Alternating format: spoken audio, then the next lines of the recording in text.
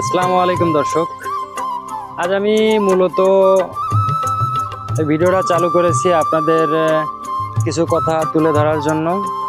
আমি এর আগে যে 3টা ভিডিও দিচ্ছি আপনাদের পর্ব 3 পর্যন্ত, সেই ভিডিওতে আমি বলেছিলাম যে এখানে আসলে যে আমি মরিচ গাছগুলো রোপণ করেছি, এই মরিচ গাছে আসলে কি হবে না হবে আমি সমস্ত তথ্য আপনাদেরকে তুলে ধরবো এবং সমস্ত কিছু আপনাদেরকে জানিয়ে দেওয়ার চেষ্টা করব।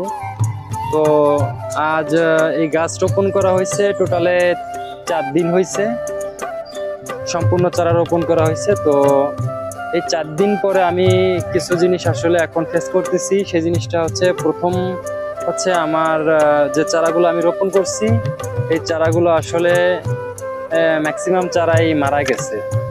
তো এগুলো আসলে কেন মারা গেছে এবং আসলে এর মরার কারণগুলো কি কি, তো এগুলো নিয়ে আজকে আপনাদের সামনে আমি টোটালে কথা বলবো।